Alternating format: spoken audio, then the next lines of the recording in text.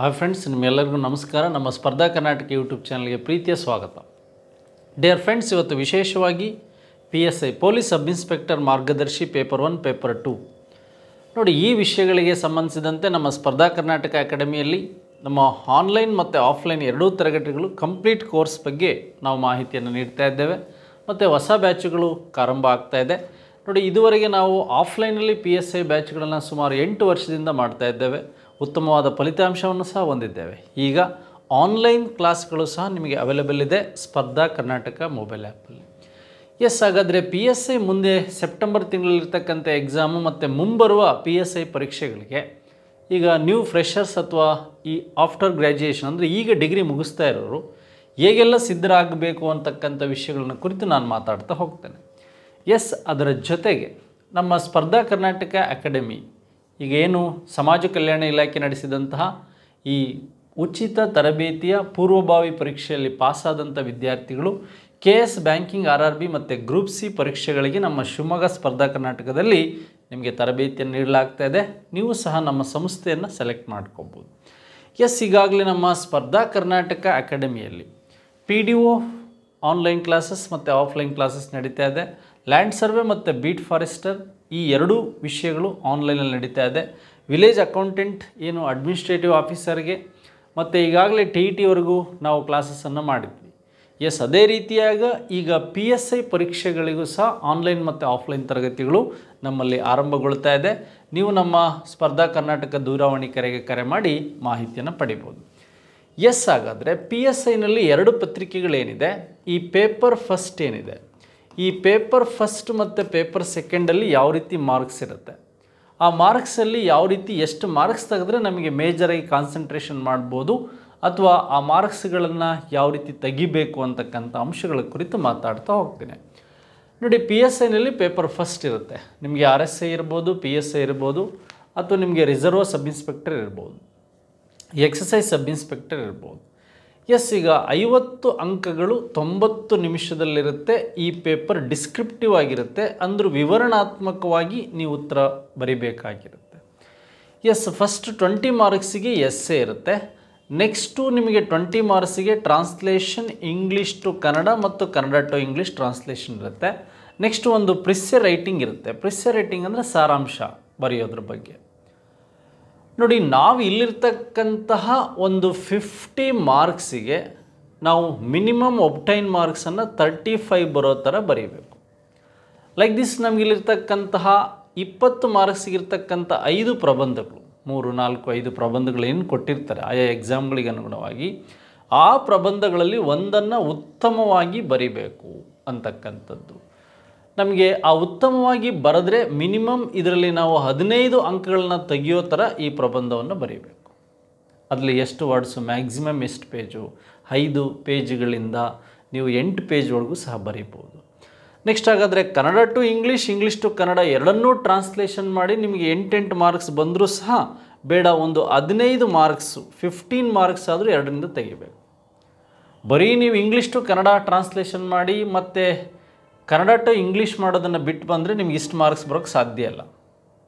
Total ಇಲ್ಲಿ 15 13 marks ಆದಾಗ just ನೀವು ಇದನ್ನು ಪ್ರಿಸ್ಸೆ ಅಟೆಂಡ್ ಮಾಡಿದ್ರು ಸಹ ಇಲ್ಲಿ 5 ಮಾರ್ಕ್ಸ್ ಬಂದರೂ ಸಹ 35 ಮಾರ್ಕ್ಸನ್ನು ತೆಗಿಬೇಕು. ಪ್ಲಸ್ 35 ಪ್ಲಸ್ ಬಂದರೆ ಮಾತ್ರ PSIಗೆ ಸೆಲೆಕ್ಟ್ ಆಗೋದಕ್ಕೆ ಸಾಧ್ಯ. ನೀವು ಹಾಗಾದರೆ ಫಸ್ಟ್ ಪೇಪರ್ ಇದೆ, ಫಸ್ಟ್ ಪೇಪರ್ಲಿ ನೆಗೆಟಿವ್ ವ್ಯಾಲ್ಯೂಷನ್ ಇರಲ್ಲ, ಫಸ್ಟ್ ಪೇಪರ್ಲಿ ಪ್ರಬಂಧ ಇರುತ್ತೆ ಮತ್ತು Kannada to English, English to Kannada translation ಇರುತ್ತೆ, ಪ್ರಿಸ್ಸೆ ಇರುತ್ತೆ, ಬರೀಬೇಕು. 90 ಮಿನಿಟ್ಸ್ ಅಂದರೆ 1.5 ಗಂಟೆ ನಿಮಗಿರುತ್ತೆ. 50 ಅಂಕಗಳಿರುತ್ತೆ.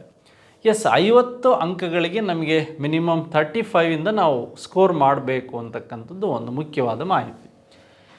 ಹಾಗಾದರೆ ಪೇಪರ್ 2 ಅಲ್ಲಿ ಏನಿರುತ್ತೆ, ಪೇಪರ್ 2ನಲ್ಲಿ 100 ಕ್ವಶನ್ಸ್ ಇರುತ್ತೆ, MCQs ಇರುತ್ತೆ, ಮಲ್ಟಿಪಲ್ ಚಾಯ್ಸ್. 100 ಕ್ವಶನ್ಸನ್ನು ಒಂದು ಕ್ವಶನ್ಸಿಗೆ ನಮಗೆ 1.5 ಮಾರ್ಕ್ಸ್ ಇರುತ್ತೆ ಅಂತಕ್ಕಂಥದ್ದು ಗೊತ್ತಿರಬೇಕು. ನೋಡಿರಿ, ಹಾಗಾದರೆ ಇಲ್ಲಿರ್ತಕ್ಕಂಥ 12 ಕಾನ್ಸೆಪ್ಟ್ಗಳು ಹೇಗೆ ಕ್ವಶನ್ಸ್ ರೈಸ್ ಆಗ್ತಾ ಹೋಗುತ್ತೆ. 100 ಕ್ವಶನ್ಸ್ ಇರುತ್ತೆ, 150 ಮಾರ್ಕ್ಸಿಗಿರುತ್ತೆ, 1.5 ಅವರ್ಸ್ ಇರುತ್ತೆ ಮತ್ತು 0.25 ನೆಗೆಟಿವ್ ಮಾರ್ಕಿಂಗ್ ಇರುತ್ತೆ. ಯಾವುದಕ್ಕೆ? ಪೇಪರ್ 2ಗೆ ನೆಗೆಟಿವ್ ಮಾರ್ಕಿಂಗ್ ಇರುತ್ತೆ PSIನಲ್ಲಿ. ಹಾಗಾದರೆ ನಮಗೆ GK ಅಂದರೆ ಈ ಒಂದು ಸ್ಟ್ಯಾಟಿಕ್ GK ಇರ್ಬೋದು ಮತ್ತು ಕರೆಂಟ್ ಅಫೈರ್ಸ್ ಸೇರಿ ನಮಗೆ ಕರೆಂಟ್ ಈವೆಂಟ್ಸ್ ಅಥವಾ ಅಫೇರ್ಸನ್ನು ಸೇರಿ ಏನು ಮಾಡ್ತಾನೆ, ಒಂದೊಂದು ಸಾರಿ 2 to 3, 5, 6, 7, 10 ಮಾರ್ಕ್ಸ್ವರೆಗೂ ಕೊಡ್ಬೋದು. ನೋಡಿ, ನಮಗೆ ನೆಕ್ಸ್ಟ್ ಏನು ಹೇಳಿದ್ದಾನೆ, ಫ್ರೀಡಮ್ ಮೂಮೆಂಟ್ ಆ್ಯಂಡ್ ಹಿಸ್ಟ್ರಿ ಎರಡೂ ಸೇರಿ ಕೆಲವೊಂದು ಎಕ್ಸಾಮ್ಗಳಲ್ಲಿ 8ರಿಂದ ಮ್ಯಾಕ್ಸಿಮಮ್ 31ವರೆಗೂ ಕೇಳೋ ಸಾಧ್ಯತೆಗಳಾಗಿದೆ ಬೇರೆ ಬೇರೆ PSI ಎಕ್ಸಾಮ್ಗಳಲ್ಲಿ. ಇತ್ತೀಚೆಗೆ ಸೈನ್ಸ್ ಮತ್ತು ಟೆಕ್ನಾಲಜಿ ಬೇಸ್ ಮೇಲೆ ಅಪ್ಲೈಡ್ ಸೈನ್ಸ್ ಮೇಲೆ ಹೆಚ್ಚು ಪ್ರಶ್ನೆಗಳು ಬರ್ತಾ ಇರೋದು ಗಮನಿಸ್ಬೋದು.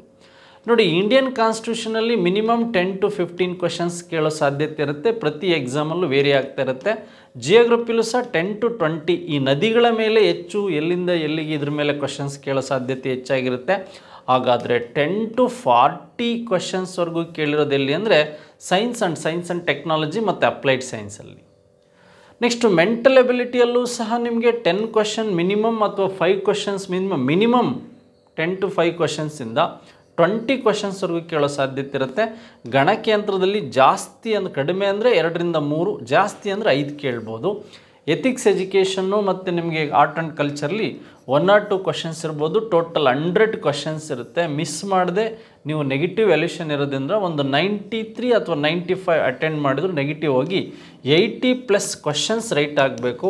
120 ಮಾರ್ಕ್ಸ್ ಬರಬೇಕು ನಿಮಗೆ ಪೇಪರ್ ಸೆಕೆಂಡಲ್ಲಿ. 120 + 35 ಆದರೆ ಆವ್ರೇಜಾಗಿ ನೀವು ವರ್ಕ್ ಮಾಡ್ಬೋದು. ಇಲ್ಲಿ ಪೇಪರ್ ಟಫ್ ಲೆವೆಲ್ ಗಮನಿಸಿ ನಾವು ಈ ಕಟ್ ಆಫನ್ನು, ಇದು ಒಂದು ಗುಡ್ ಸ್ಕೋರ್ ಆವ್ರೇಜಲ್ಲಿ. ಎಸ್, ಹಾಗಾದರೆ ಪೇಪರ್ 1 ನೆಗೆಟಿವ್ ಇಲ್ಲ, ಪೇಪರ್ 2 ನೆಗೆಟಿವ್ ಇದೆ. ಇದು ನಿಮಗೆ ವಿಶೇಷವಾಗಿ ಮಲ್ಟಿಪಲ್ ಚಾಯ್ಸ್ ಇರುತ್ತೆ, ಪೇಪರ್ 1 ಡಿಸ್ಕ್ರಿಪ್ಟಿವ್ ಇರುತ್ತೆ. ಬಟ್ ಅದೆಲ್ಲ ಹೇಗೆ ಬರೀಬೇಕು ಏನು ಅನ್ನೋ ಅಂಶಗಳನ್ನು ನಾವು ಕ್ಲಾಸಸ್ಸಲ್ಲಿ ಹೇಳ್ಕೊಡ್ತಾ ಇದ್ವಿ. ಆನ್ಲೈನಲ್ಲೂ ಸಹ ಪೇಪರ್ ಫಸ್ಟಿಗೆ ಪ್ರಬಂಧ ಹೇಗೆ ಮೇಕಿಂಗ್ ಆಗಬೇಕು, ಪ್ರಬಂಧಗಳ ಬರೆಯೋ ವಿಧಾನ ಏನು, ಪ್ರಿಸ್ಸೆ ಹೇಗಿರುತ್ತೆ, next Kannada to English, English to Kannada translation ಮಾಡುವಾಗ ಬೇಸಿಕ್ ಗ್ರಾಮರ್ ನಮಗೆ ಎಷ್ಟು ಬೇಕು, ಇವೆಲ್ಲ ವಿಷಯಗಳನ್ನ ಕುರಿತು ನಾವು ಮಾತಾಡಿದ್ದೇವೆ. ಹಾಗಾದರೆ ಇಂದಿನ ಪ್ರಶ್ನೆ ಪತ್ರಿಕೆಯಲ್ಲಿ ಈ ಒಂದು ಪೊಲೀಸ್ ಸಬ್ ಇನ್ಸ್ಪೆಕ್ಟರ್ ಪರೀಕ್ಷೆಯಲ್ಲಿ ಕೇಳಲಾದ ಇತಿಹಾಸ ಪ್ರಶ್ನೆಗಳು, ಫಾರ್ ಎಕ್ಸಾಂಪಲ್ ನಾನೀಗ 2000 PSI ಇಲ್ಲಿಂದ ವರ್ಕ್ ಮಾಡ್ತಾ ಹೋಗ್ತೀನಿ. 2000ದಿಂದ 2023ರವರೆಗೆ ಆಗಿರ್ತಕ್ಕಂಥ PSI ಪರೀಕ್ಷೆಗಳ ಇತಿಹಾಸದ ಪ್ರಶ್ನೆಗಳನ್ನು ಸರಣಿಗಳನ್ನು ನಾನು ಪಾಠ ಮಾಡಬೇಕು ಅಂತಕ್ಕಂಥ ವಿಷಯ ನನ್ನ ಗಮನದಲ್ಲಿದೆ. ನೋಡಿ, ತುಂಬ ಈಸಿಯಾದ ಕ್ವಶನ್ಸ್ಗಳು. ಒಂದೊಂದು ಸಾರಿ ಏನಾಗುತ್ತೆ, ನಮ್ಮ KSPಯಲ್ಲಿ ಈ question paper old question repeat ಆಗೋ ಸಾಧ್ಯತೆಗಳಿರುತ್ತೆ. ಹಾಗಾಗಿ ನಾವು ಓಲ್ಡ್ ಕ್ವಶನ್ ಪೇಪರನ್ನು ಓದ್ಕೊಂಡು ಇತ್ತೀಚೆಗೆ ಕ್ವಶನ್ಸ್ ಬರೋ ಪ್ಯಾಟ್ರನ್ಗಳಲ್ಲಿ PSIನಲ್ಲಿ ಈ ಬುಡಕಟ್ಟು ದಂಗೆಗಳ ಮೇಲೆ ಏನು ಬರ್ತಾ ಇದೆ, ಅರಣ್ಯ ದಂಗೆಗಳ ಮೇಲೆ ಅಥವಾ ಅರಣ್ಯ ಚಳುವಳಿಗಳ ಮೇಲೆ ಏನು ಬರ್ತಾ ಇದೆ, ಅಥವಾ ಮಾಡರ್ನ್ ಹಿಸ್ಟ್ರಿಯಲ್ಲಿ ಯಾವ್ಯಾವ ನ್ಯೂ ಕಾನ್ಸೆಪ್ಟ್ ರೆವಲ್ಯೂಷನರಿ ಥಾಟ್ಸ್ ಬಗ್ಗೆ ಬರ್ತಾ ಇದೆ ಅವ್ರ ಕಡೆ ಗಮನವನ್ನು ಹರಿಸ್ಬೇಕು. ಅಥವಾ ನೀವು ಸಿಲೆಬಸ್ಸಲ್ಲಿ ನಿಮಗೆ ಲ್ಯಾಂಡ್ ರಿಫಾರ್ಮ್ಸ್ ಏನಾದರೂ ಇದಕ್ಕೆ ಟಚ್ ಮಾಡ್ತಾ ಇದ್ದಾನೆ, ಬೇರೆ ಬೇರೆ ಕಾನ್ಸೆಪ್ಟ್ಗಳು ಸಹ ಗೊತ್ತಿರಬೇಕು, ಓದ್ಕೊಂಡಿರಬೇಕು. ಎಸ್, ನಮಗೆ ಭಾರತದ ರಾಷ್ಟ್ರಪಿತ ಯಾರು ಅಂತಕ್ಕಂಥದ್ದು ಇದು ತುಂಬ ಹಳೇದಾದ ಕ್ವಶನ್ಸು. ಇದ್ರ ಮೇಲೆ ಪ್ರಶ್ನೆಗಳು ಹೇಗೆಲ್ಲ ಬರ್ಬೋದು ಅನ್ನೋದನ್ನು ಮಾತಾಡ್ತಾ ಹೋಗೋಣ. ನೋಡಿ, ಇಲ್ಲಿ ಫಾದರ್ ಆಫ್ ಹಿಸ್ಟ್ರಿ ಅಂದರೆ ಯಾರು ಅಂದರೆ ಮಹಾತ್ಮ ಗಾಂಧೀಜಿ. ನೋಡಿ, ಮಹಾತ್ಮ ಗಾಂಧೀಜಿಯವರಿಗೆ ಫಾದರ್ ಆಫ್ ಹಿಸ್ಟ್ರಿ ಅಂತ ಕರೆದವರು ಮತ್ತು ಅವ್ರ ಬಗ್ಗೆ ಮಾಹಿತಿ ನಮಗೆ ಬೇಕಾಗುತ್ತೆ.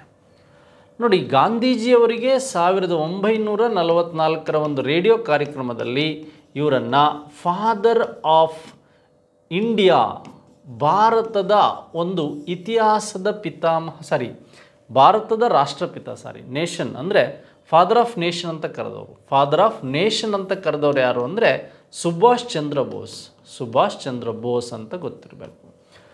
ನೋಡಿ, ಗಾಂಧೀಜಿಯವರಿಗೆ ಮತ್ತೆ ಸುಭಾಷ್ ಚಂದ್ರ ಬೋಸ್ ಅವರು ಬಾಪು ಅಂತ ಕರೆದವರು ಯಾರು ಅಂದರೆ ಗಾಂಧೀಜಿಯವರಿಗೆ ಸುಭಾಷ್ ಚಂದ್ರ ಬೋಸ್. ಹಾಗಾದರೆ ಗಾಂಧೀಜಿಯವರಿಗೆ ಮಹಾತ್ಮ ಅಂತ ಕರೆದವರು 1915ರಲ್ಲಿ ಇವರು ಆಫ್ರಿಕಾದಿಂದ ಬಂದಾಗ ಯಾರು ಅಂದರೆ ವಿನ್ಸೆಂಟ್ ಚರ್ಚಿಲ್ ಅಂತ. ನೆಕ್ಸ್ಟು ಗಾಂಧೀಜಿಯವರಿಗೆ ಅರೆಬೆತ್ತಲೆ ಫಕೀರ ಅಂತ ಕರೆದಿದ್ದು 1931ನಲ್ಲಿ ಸೆಕೆಂಡ್ ರೌಂಡ್ ಟೇಬಲ್ ಕಾನ್ಫರೆನ್ಸಿಗೆ ಹೋದಂಥ ಸಂದರ್ಭದಲ್ಲಿ ವಿನ್ಸೆಂಟ್ ಚರ್ಚಿಲ್ ಅಂತ ನಿಮಗೆ ಗೊತ್ತಿರಬೇಕು. ನೆಕ್ಸ್ಟು ಗಾಂಧೀಜಿಯವರಿಗೆ ಈ 1 ಮ್ಯಾನ್ ಆರ್ಮಿ ಅಂತ ಕರೆದವರು ಯಾರು ಅಂತ ಕೇಳಿದರೆ ಗಾಂಧೀಜಿ ಒಬ್ಬ ಏಕ ವ್ಯಕ್ತಿ ಸೇನೆ ಅಂತ ಕರೆದವರು ಯಾರು ಅಂದರೆ ಲಾರ್ಡ್ ಮೌಂಟ್ ಬ್ಯಾಟನ್ ಅಂತಕ್ಕಂಥದ್ದು ನಿಮಗೆ ಗೊತ್ತಿರಬೇಕು. ಎಸ್, ಹಾಗಾದರೆ ಗಾಂಧೀಜಿಗೆ ಇಷ್ಟೆಲ್ಲ ಹೆಸರುಗಳು ಬೇರೆಯವ್ರು ಕರೆದ್ರೆ ಗಾಂಧೀಜಿ ಈ ಪಟೇಲ್ರವರಿಗೆ ಸರ್ದಾರ್ ಅಂತಕ್ಕಂಥ ಕರೆದಿದ್ದು 1928-29ನಲ್ಲಿ ಬಾರ್ದೋಲಿ ಸತ್ಯಾಗ್ರಹದಲ್ಲಿ ಸರ್ದಾರ್ ಅಂತ ಕರೆದರು. ಹಾಗೆ ಗಾಂಧೀಜಿಯವರು ರವೀಂದ್ರನಾಥ್ ಟ್ಯಾಗೋರ್ ಅವರಿಗೆ ಏನಂತ ಕರೆದ್ರು? ಗುರುದೇವ ಅಂತ ಕರೆದ್ರು. ಹಾಗೆ ಗಾಂಧೀಜಿಯವರು ಸರೋಜಿನಿ ನಾಯ್ಡುಗೆ ಏನಂತ ಕರೆದ್ರು? ಭಾರತದ ಗಾನ ಕೋಗಿಲೆ ಅಂತ ಸರೋಜಿನಿ ನಾಯ್ಡು ಅವರಿಗೆ ಕರೆದಿದ್ದು ಯಾರು ಅಂದರೆ ಮಹಾತ್ಮ ಗಾಂಧೀಜಿಯವರು. ನೋಡಿ, ಪೀಸ್ ಅಂದರೆ ಡೆಸ್ಟಿನಿ ಮ್ಯಾನ್ ಆಫ್ ಇಂಡಿಯಾ ಯಾರು ಅಂದರೆ ಜವಾಹರ್ಲಾಲ್ ನೆಹರು. ಇಲ್ಲಿ ಡಾಕ್ಟರ್ ಬಾಬು ರಾಜೇಂದ್ರ ಪ್ರಸಾದ್ ಇದ್ದಾರೆ, ಸರ್ದಾರ್ ವಲ್ಲಭಭಾಯ್ ಪಟೇಲ್ ಇದ್ದಾರೆ. ಗಾಂಧೀಜಿಯವರಿಗೆ ಇಷ್ಟೆಲ್ಲ ಹೆಸರುಗಳನ್ನು ಭಿನ್ನವಾಗಿ ಕರೆದಂಥವ್ರು ಯಾರು? ಹಾಗೆ ರವೀಂದ್ರನಾಥ್ ಟ್ಯಾಗೋರ್ ಅವರಿಗೆ ಗಾಂಧೀಜಿಯವರು ಗುರುದೇವ ಅಂತ ಕರೆದ್ರು. ಹಾಗೆ ವಿಶೇಷವಾಗಿ ಈ ಸರೋಜಿನಿ ನಾಯ್ಡು ಅವರಿಗೆ ಗಾಂಧೀಜಿಯವರು ಭಾರತದ ಗಾನಕೋಗಿಲೆ ಅಂತ ಕರೆದ್ರು. ಆದರೆ ನಮ್ಮ ಇಂದಿರಾ ಗಾಂಧಿ ಅವರಿಗೆ ಪ್ರಿಯದರ್ಶಿನಿ ಅಂತ ಕರೆದವ್ರು ಯಾರು ಅಂದರೆ ಟ್ಯಾಗೋರ್ ಅವರು ಅಂತ ಗೊತ್ತಿರಬೇಕು. ರವೀಂದ್ರನಾಥ್ ಟ್ಯಾಗೋರ್ ಅವರು ಪ್ರಿಯದರ್ಶಿನಿ ಅಂತ ಕರೆದ್ರು. ಹಾಗಾದರೆ ಇದೇ ರೀತಿಯಾಗಿ ಬೇಸ್ ಮೇಲೆ ಬೇರೆ ಬೇರೆ ಪ್ರಶ್ನೆಗಳು ಬರ್ಬೋದು. ಇದೆಲ್ಲದನ್ನು ನೀವು ಗಮನದಲ್ಲಿ ಇಟ್ಕೊಂಡಿರಬೇಕು. ಡಿಯರ್ ಫ್ರೆಂಡ್ಸ್, ಈಗ ಎರಡನೇ ಪ್ರಶ್ನೆ ಹೀಗಿದೆ: ಭಾರತ ಮತ್ತು ಪಾಕಿಸ್ತಾನದ ನಡುವಿನ ತಾಷ್ಕೆಂಟ್ ಒಪ್ಪಂದ ಸಮಯದಲ್ಲಿ ಪಾಕಿಸ್ತಾನದ ಅಧ್ಯಕ್ಷ ಯಾರಾಗಿದ್ದರು ಅಂತ. ನೋಡಿ, ಇಲ್ಲಿ ತಾಷ್ಕೆಂಟ್ ಅಧ್ಯಕ್ಷ ಯಾರಾಗಿದ್ದರು ನಿಮಗೆಲ್ಲ ಗೊತ್ತಿದೆ. 1966 ಈ ಜನವರಿ 10ನೇ ತಾರೀಕು ಈ ತಾಷ್ಕೆಂಟ್ ಅಂತಕ್ಕಂಥದ್ದು USSR ಏನಿತ್ತು, ತಾಷ್ಕೆಂಟಲ್ಲಿ ಅಗ್ರಿಮೆಂಟ್ ಆಯಿತು. ಈಗ ಇದು ಉಜ್ಬೇಕಿಸ್ತಾನದ ಕ್ಯಾಪಿಟಲ್ ಸಿಟಿ ತಾಷ್ಕೆಂಟ್. ಈ ತಾಷ್ಕೆಂಟ್ ಅಗ್ರಿಮೆಂಟ್ ಆಗಿದ್ದು ಯಾರಿಗೆ ಅಂದರೆ ಲಾಲ್ ಬಹದ್ದೂರ್ ಶಾಸ್ತ್ರಿ ಮತ್ತು ಅಯೂಬ್ ಖಾನ್ ನಡುವೆ ಆಯಿತು. ಯಾರ ನಡುವೆ ಆಯಿತು? ಅಯೂಬ್ ಖಾನ್ ನಡುವೆ ಆಯಿತು ಈ ಒಂದು ವಿಶೇಷವಾದಂಥ ತಾಷ್ಕೆಂಟ್ ಅಗ್ರಿಮೆಂಟ್. ತಾಷ್ಕೆಂಟ್ ಅಗ್ರಿಮೆಂಟ್ ಜನವರಿ 10ಕ್ಕಾದರೆ ಜನವರಿ 11ನೇ ತಾರೀಕು ಡೆತ್ ಆದಂಥವ್ರು ಯಾರು ಅಂದರೆ ಈ ಲಾಲ್ ಬಹದ್ದೂರ್ ಶಾಸ್ತ್ರಿ ತಾಷ್ಕೆಂಟಲ್ಲಿ ವಿದೇಶದಲ್ಲಿ ಸತ್ತಂಥ ಪ್ರಧಾನಮಂತ್ರಿ ಮತ್ತು ಪೀಸ್ ಮ್ಯಾನ್ ಆಫ್ ಇಂಡಿಯಾ ಅಂತ ಕರಿತಾ ಇದ್ವಿ. ಇದು ನಿಮಗೆ ಗೊತ್ತಿದೆ. ಹಾಗಾದರೆ ಲಿಯಾಕತ್ ಅಲಿ ಖಾನ್ ಯಾರು? 1947 ಆಗಸ್ಟ್ 14ಕ್ಕೆ ಒಂದು ದಿವಸ ಮುಂಚಿತವಾಗಿ ಪಾಕಿಸ್ತಾನ ಸ್ವತಂತ್ರಗೊಳ್ಳುತ್ತಲ್ವಾ? ಈ ಪಾಕಿಸ್ತಾನದ ಈ ಫಸ್ಟ್ ಇಂಡಿಪೆಂಡೆಂಟ್ ಪ್ರೈಮ್ ಮಿನಿಸ್ಟರ್ ಯಾರು ಅಂದರೆ ಲಿಯಾಕತ್ ಅಲಿ ಖಾನ್. ನೆಕ್ಸ್ಟ್ ಹಾಗಾದರೆ ಜುಲ್ಫಿಕರ್ ಆಲಿ ಭುಟ್ಟೋ, ಬೆನಜೀರ್ ಭುಟ್ಟೋ ಅವರ ಫಾದರ್ ಜುಲ್ಫಿಕರ್ ಆಲಿ ಭುಟ್ಟೋ 1972ನಲ್ಲಿ ಜುಲ್ಫಿಕರ್ ಆಲಿ ಭುಟ್ಟೋ ಮತ್ತು ಇಂದಿರಾ ಗಾಂಧಿ ನಡುವೆ ಆದಂಥದ್ದು ಪಾಕಿಸ್ತಾನದ ಜುಲ್ಫಿಕರ್ ಆಲಿ ಭುಟ್ಟೋ ಮತ್ತು ಇಂದಿರಾ ಗಾಂಧಿ ನಡುವೆ ನಡೆದಂಥದ್ದು ಸಿಮ್ಲಾ ಅಗ್ರಿಮೆಂಟ್ ಅಂತಕ್ಕಂಥದ್ದು ಅಥವಾ ಸಿಮ್ಲಾ ಒಪ್ಪಂದ ಅಂತ ನಿಮಗೆ ಗೊತ್ತಿರಬೇಕು. ಹಾಗಾದರೆ ಎರಡನೇ ಪ್ರಶ್ನೆಗೆ ಸರಿಯಾದ ಉತ್ತರ ಯಾವುದಂದರೆ ಅಯೂಬ್ ಖಾನ್ ಅಂತ ಗೊತ್ತಾಯಿತು. ಯಾವುದು? ಅಯೂಬ್ ಖಾನ್ ಅಂತ ಗೊತ್ತಾಯಿತು ಸ್ನೇಹಿತರೆ. ಹಾಗಾದರೆ ಮುಂದಿನ ಪ್ರಶ್ನೆ ಹೀಗಿದೆ: ಭಾರತದ ಮೊದಲ ಸ್ವಾತಂತ್ರ್ಯ ದಿನಾಚರಣೆ ದಿನದಂದು ಗಾಂಧೀಜಿಯವರು ಎಲ್ಲಿದ್ದರು? ನೋಡಿ, ಭಾರತ ಸ್ವತಂತ್ರಗೊಂಡಿದ್ದು ದೆಹಲಿಯಲ್ಲಿ ಕೆಂಪು ಕೋಟೆಯ ಮೇಲೆ ತ್ರಿವರ್ಣ ಧ್ವಜವನ್ನು ಹಾರಿಸಿ ಏನು ಮಾಡ್ತಾರೆ, ಒಂದೇ ವೇದಿಕೆ ಮೇಲೆ ಅಧಿಕಾರ ವಿಸ್ತರಣೆ ಆದರೆ ಕೋಮು ಗಲಭೆ ಆಗುತ್ತೆ ಅನ್ನೋ ಉದ್ದೇಶಕ್ಕೆ ಪಾಕಿಸ್ತಾನಕ್ಕೆ ಲಾಹೋರಲ್ಲಿ ಅಧಿಕಾರವನ್ನು ಕೊಟ್ಟು ಲಾರ್ಡ್ ಮೌಂಟ್ ಬ್ಯಾಟನ್ ಅವತ್ತೇ ಬಂದು ನೆಕ್ಸ್ಟ್ ಡೇ ನೈಟು ಎಲ್ಲಿ ಕೊಡ್ತಾರೆ? ಡೆಲ್ಲಿಯಲ್ಲಿ ಕೆಂಪು ಕೋಟೆಯಲ್ಲಿ ನೆಹರು ಅವರಿಗೆ ಅಧಿಕಾರ ಹಸ್ತಾಂತರ ಮಾಡ್ತಾರೆ. ಆದರೆ ಈ ಭಾರತ ಮೊದಲ ಸ್ವಾತಂತ್ರ್ಯ ದಿನಾಚರಣೆ ದಿನದಂದು ಗಾಂಧೀಜಿಯವರು ಎಲ್ಲಿದ್ದರು? ಏಕೆಂದರೆ ಗಾಂಧೀಜಿಯವರು ವಿಶೇಷವಾಗಿ ಕೋಮು ಗಲಭೆಗೆ ಹೋರಾಡ್ತಾ ಇದ್ದರು. ಹಾಗಾಗಿ ಯಾವುದೇ ರಾಜಕೀಯ ಪಕ್ಷಗಳಿಗೆ ಸೇರ್ತಾ ಇರಲಿಲ್ಲ. ಸ್ವಾತಂತ್ರ್ಯಗೊಂಡಾಗ ಗಾಂಧೀಜಿ ಸ್ವತಂತ್ರಗೊಂಡಾಗ ನ್ಯಾಷನಲ್ ಕಾಂಗ್ರೆಸ್ ಮೆಂಬರು ಸಹ ಆಗಿರಲಿಲ್ಲ. ಅಂದರೆ ಐ ಎನ್ ಸಿ ಮೆಂಬರು ಸಹ ಆಗಿರಲಿಲ್ಲ. ನೋಡಿ, ಎಲ್ಲಿದ್ದರು? ಈ ಪೂರ್ವ ಬಂಗಾಳ, ಇವತ್ತಿನ ಬಾಂಗ್ಲಾದೇಶ ಏನಿದೆ, ಈ ಬಾಂಗ್ಲಾದೇಶದ ಒಂದು ನೌಖಾಲಿ ಅಂತಕ್ಕಂಥ ಪ್ಲೇಸಲ್ಲಿ ಗಾಂಧೀಜಿಯವರು ಕೋಮು ಗಲಭೆಯನ್ನು ಬಿಡಿಸೋದ್ರಲ್ಲಿ ಬ್ಯುಸಿಯಾಗಿದ್ದರು ಅಂತ ನಿಮಗೆ ಗೊತ್ತಿರಬೇಕು. ಹಾಗಾದರೆ ಭಾರತ ಸ್ವತಂತ್ರಗೊಂಡಾಗ ಈ ಘಟನೆ ಗಾಂಧೀಜಿಯವರು ಇಲ್ಲಿ ಇದ್ದರು ಅಂತಕ್ಕಂಥದ್ದು. ಆದರೆ ಫಾದರ್ ಆಫ್ ನೇಷನ್ ಅಂತ ನಾವು ಗಾಂಧೀಜಿಗೆ ಕರೆದಿದ್ದು ಸುಭಾಷ್ ಚಂದ್ರ ಬೋಸ್ ಅಂತಕ್ಕಂಥದ್ದು ನಿಮಗೆ ಗೊತ್ತಿರಬೇಕು. ಈ ಮಾಹಿತಿ ನಿಮಗೆ ಗೊತ್ತಿರಬೇಕಾದಂಥ ವಿಷಯ ನೌಖಾಲಿಯಲ್ಲಿ.